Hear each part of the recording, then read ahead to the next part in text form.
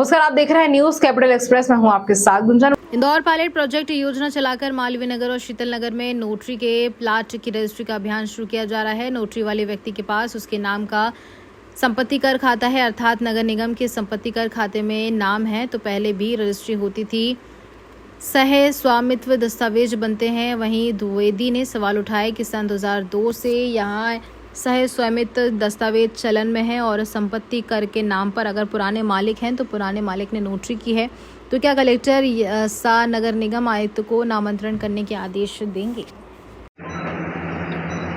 Pilot project चालू किया गया जिसमें मालवीय नगर और शीतल नगर दो कॉलोनियों को लिया है।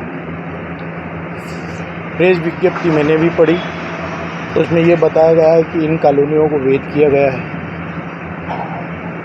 डॉक्टर मोहन यादव जो मुख्यमंत्री हैं, कुछ दिन पहले उनका बयान पढ़ा था कि अवैध कॉलोनियों को वैध करने का जो नियम था उसे सरकार बदल करके पुनः नए सिरे से अवैध कॉलोनियों को वैध करेगी। मतलब वैध और अवैध अभी बीच में। शायद प्रशासनिक अधिकारियों को इस बात की जानकारी नहीं है कि जो पायलट प्रोजेक्ट में उन्होंने कलेक्टर साहब ने घोषणा की है, सन 2001 से ही इस प्रकार की व्यवस्था कायम है। ऐसे दस्तावेज जो संपत्ति कर के खाते में मूल स्वामी के नाम पर है, वो अपनी पत्नी को, अपनी बेटी को सन 2001 से ही अपने साथ अपनी पूरी प्रॉपर्टी में बराबर का हिस्सेदार बना सकता है।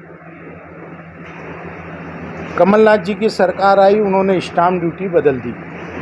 चाहे जितने करोड़ की प्रॉपर्टी हो, केवल 1100 रुपये में आप, और उस पर नगर निगम और पंचायत ड्यूटी समाप्त कर दी गई।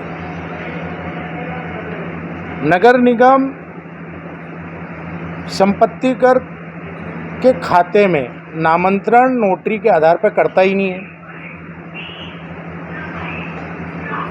नगर निगम अपने विधान के अनुसार जिस संपत्ति कर खाते में किसी व्यक्ति का नाम चढ़ाएगा तो उसके नामांतरण को वैधानिक अधिकारी भी प्राप्त नहीं है, न्यायालय कहता है।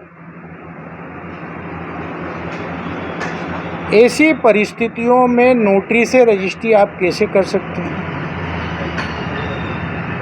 और जो चलन में है व्यवस्था, तो आप उसे पायलट प्रोजेक्ट में कैसे ले जा सकते हैं? 2001 में ये व्यवस्था, 10,000 से अधिक नामांतरण पेंडिंग पड़े हुए नगर निगम में इस प्रकार के दस्तावेजों से। नगर निगम के नामांतरण से कोई वैधानिक अधिकार प्राप्त नहीं होता। नोटरी केवल सत्यापन है, किसी दस्तावेज का सत्यापन है, वो वैधानिक दस्तावेज है ही नहीं। इंदौर में 1000 से अधिक अवैध कॉलोनियाँ हैं, जिसमें 400 कॉलोनियाँ सीलिंग की ज़मीन पर बसी हैं। मालवीय नगर खुद सीलिंग की ज़मीन पर बसा हुआ। तो जो व्यवस्था पहले से कायम है उसे आप पायलट प्रोजेक्ट के रूप में ले जाने की बात कर रहे हैं। पायलट प्रोजेक्ट का मतलब होता है कहीं किसी नई योजना की टेस्टिंग। तो गजट नोटिफिकेशन ही उठा के देख लें, आज ही रजिस्ट्रार से संपर्क कर लें।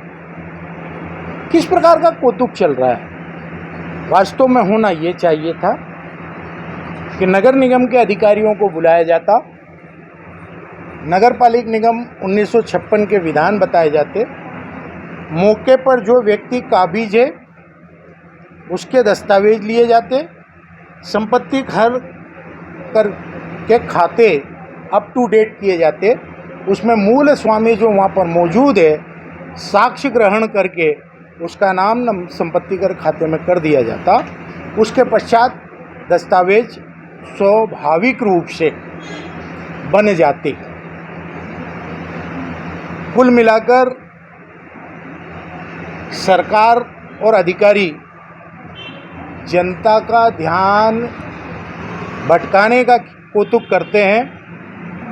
नगर निगम के करोड़ों के भ्रष्टाचार, नर्सिंग होम, के घपले में सीबीआई के अधिकारियों के पकड़े जाने पर जन आक्रोश का बढ़ना, जल संकट के नाम पर अधिकारियों के घरों में 4-4 इंच के कनेक्शन और उनसे होटलों में सप्लाई होना, ड्रेनेज के नाम पर कागजों पर भ्रष्टाचार, नदी के नाम पर नाले का स्वरूप, नाला टेपिंग के नाम पर 400 करोड़ से अधिक का घोटाला, संपत्ति कर की साइड हैक हो जाना और लाखों खातेदारों के खाते गायब हो जाना, इन सब से ध्यान हटाने का ये कौतुक है। पायलट प्रोजेक्ट के नाम पर जो पहले से व्यवस्था है उस व्यवस्था को आप पायलट प्रोजेक्ट का नाम दे रहे हैं। मैं सीधे सीधे आरोप भारतीय जनता पार्टी की सरकार पर लगा रहा हूं कि वो 10,000 लोग जिन्होंने सन 2020 तक अपनी रजिस्ट्रियां कराई हैं उनके नामांतरण क्यों रोके? कलेक्टर साहब नगर निगम आयुक्त से सवाल करें।